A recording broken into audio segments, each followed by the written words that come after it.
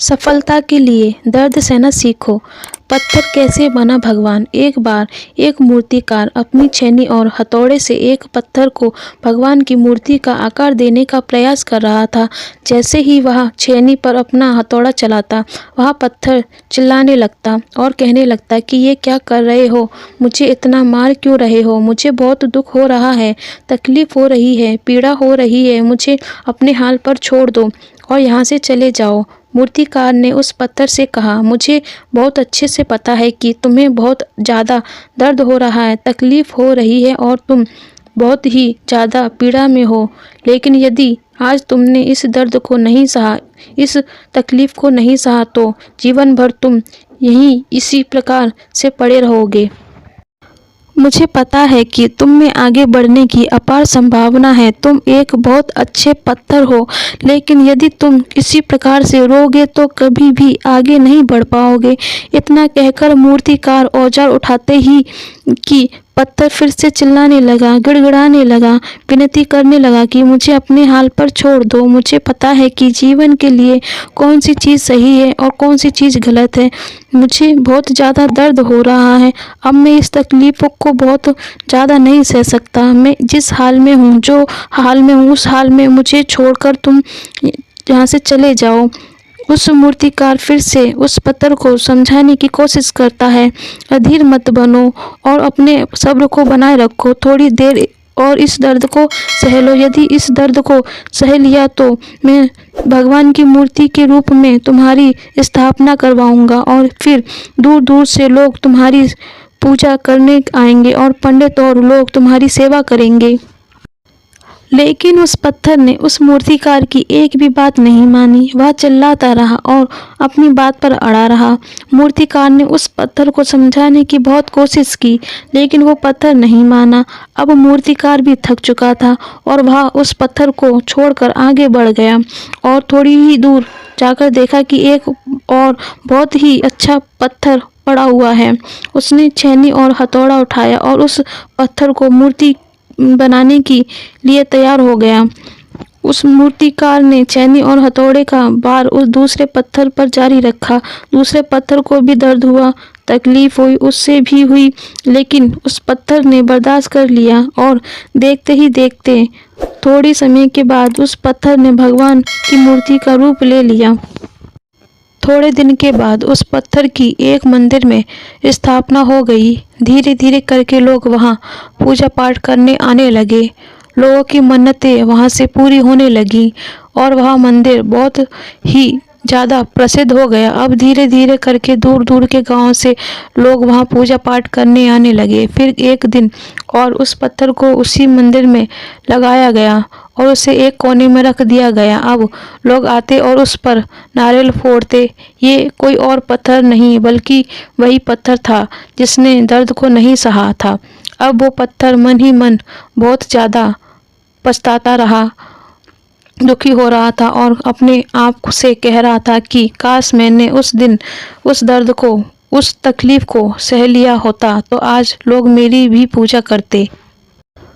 इसलिए आप भी अपने जीवन में हमेशा याद रखिएगा कि जब भी आप अपने करियर की शुरुआत में किसी काम को कर रहे हो, पढ़ाई कर रहे हो या कोई भी काम कर रहे हो और उसमें आपको दर्द हो रहा है, तकलीफ हो रही है, ज़्यादा मेहनत करना पड़ रहा है, तो आप रुकिएगा मत, किसी और रास्ते की शुरुआत मत करिएगा, क्योंकि कोई और रास्ता आपको सफलता नहीं दे सकता है। आपको उस दर्द को, उस तकलीफ को सहना ही होगा और उस तकलीफ, उस दर्द को सहकर आप ज़्यादा मजबूत बनेंगे और तभी आप अपने जीवन में आगे बढ़ पाएंगे। और जीवन में हमेशा याद रखिएगा कि आपको पहले पत्थर की तरह नहीं बल्कि दूसरे पत्थर की तरह बनना है।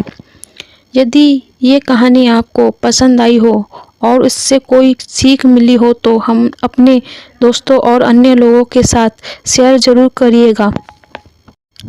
अगर आपको यह कहानी अच्छी लगी हो तो कमेंट करके हमें ज़रूर बताएं। वीडियो को लाइक कर दें, शेयर कर दें, चैनल को सब्सक्राइब कर लें ताकि आने वाली अच्छी अच्छी कहानियाँ आपको मिलती रहें। जय श्री श्याम।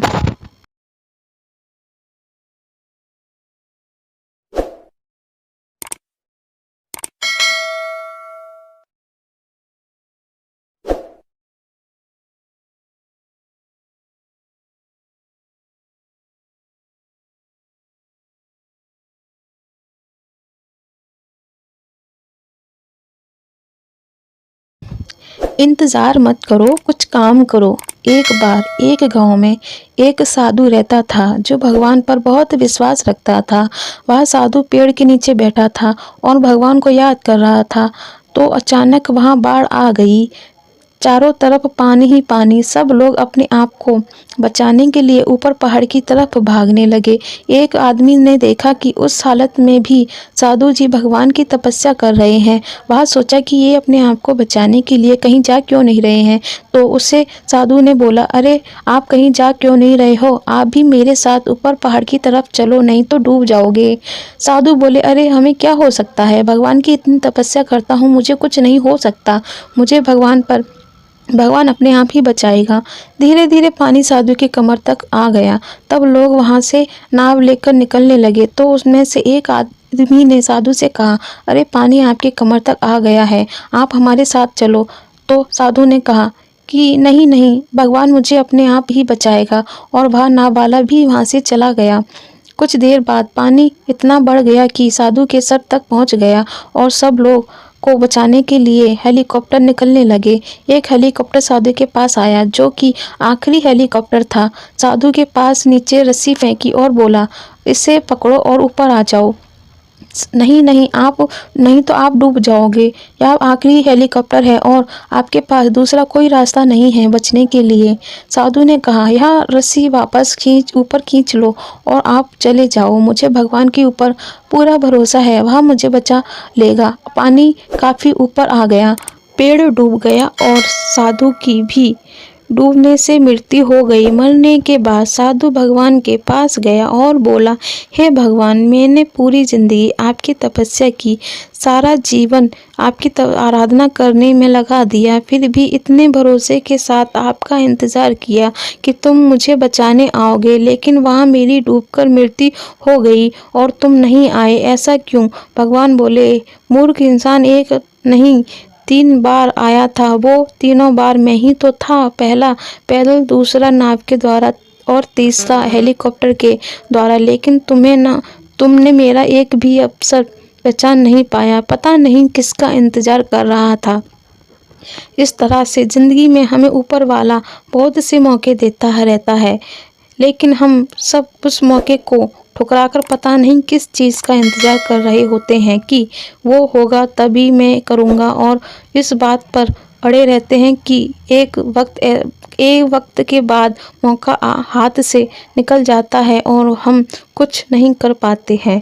तो इसकी भी अच्छे समय का इंतज़ार मत करो, जो भी करना है आज और अभी से ही शुरू कर दो। अगर यह कहानी आपको अच्छी लगी हो तो कमेंट करके हमें ज़रूर बताएं। वीडियो को लाइक करके शेयर कर दें, चैनल को सब्सक्राइब कर दें, ज़रूर कर दें। धन्यवाद। ये कहानी सुनकर आंखें भर आएंगी। यह कहानी एक गरीब पिता और उसकी बेटी की है। एक बार वह गरीब व्यक्ति अपनी बेटी को उसके स्कूल से लेकर शहर के एक महंगे होटल में पहुंचा। उस व्यक्ति ने फटे पुराने कपड़े पहने हुए थे और उसकी बेटी ने स्कूल की ड्रेस पहनी हुई थी। दोनों होटल के अंदर पहुंचे तो वेटर ने पूछा, सर आप क्या खाना पसंद करेंगे, आप अपना ऑर्डर बता दीजिए। तब उस व्यक्ति ने कहा कि आप मेरे बेटी के लिए 1 प्लेट पाव भाजी ले आइए बस। वेटर ने कहा, सर आप कुछ नहीं लेंगे, आपके लिए भी कुछ लेकर आऊं? तो गरीब व्यक्ति ने कहा, मेरे लिए कुछ नहीं, आज मेरी बेटी के लिए पार्टी है। मैंने इससे वादा किया था कि अगर तुम इस ज़िले में 10th क्लास में टॉप करोगी तो तुम्हें मैं सबसे महंगे होटल में पार्टी दूंगा, तो आप सिर्फ बच्चे के लिए पाव भाजी ले आइए। वेटर ये बात सुनते ही दौड़कर अपने मालिक के पास गया और बोला कि सर आपसे एक छोटी सी रिक्वेस्ट है, मेरी सैलरी से पैसा काट लेना, लेकिन आज मैं चाहता हूं कि उस बच्ची के साथ उसके पिता को भी 1 प्लेट पाव भाजी खिलाया जाए, क्योंकि उस बच्ची ने पूरे ज़िले में 10th क्लास में टॉप किया है। वह गरीब पिता है और ज़्यादा पैसे नहीं होंगे, इसलिए वह कह रहा है कि सिर्फ बच्चे के लिए ही ले आओ। जब ये बात होटल के मालिक ने सुनी तो मुस्कुराते हुए बोला, तुम उसके पिता के लिए भी पाव भाजी लेकर जाओ, उसके लिए भी पाव भाजी लेकर जाओ। 4-5 पाव भाजी पैक करवा ले जाना और 2-3 किलो मिठाई भी लेकर जाओ। उनसे कहना ये पार्टी होटल की तरफ से है, आप ये मिठाई ले जाइए और जश्न मनाइए। जब वेटर 2 प्लेट पाव भाजी लेकर गया तो वह व्यक्ति चौंक गया और बोला, मैंने तो एक ही मंगाई थी, मेरे पास इतने पैसे नहीं हैं। वेटर बोला, अरे सर, शर्मिंदा मत कीजिए, पार्टी होटल की तरफ से है, आपकी बेटी हमारी बेटी ने टॉप किया है, ये मिठाई लेकर जाइए और जश्न मनाइए।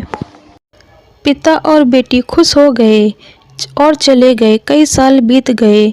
गरीब पिता की लड़की अब यूपीएससी की तैयारी करके कलेक्टर बन चुकी थी और इत्तेफाक से उसी शहर में उसकी पोस्टिंग हुई थी। उस लड़की ने उस होटल में सूचना पहुंचा दी कि मैं इस होटल में लंच करने के लिए आ रही हूं। होटल के मालिक ने जब ये सुना तो होटल को पूरी तरह से सजवा दिया। गांव में ये बात पूरी तरह से फैल गई और कस्बे के सभी लोग उन्हें देखने के लिए आने लगे। कलेक्टर अपने पिता के साथ उस होटल में पहुंची। कलेक्टर ने होटल के मालिक से कहा कि शायद आप मुझे पहचाने नहीं, हम वही पिता पुत्री हैं जो कि हमारे 10th क्लास टॉप करने पर आपने मुझे पार्टी दी थी।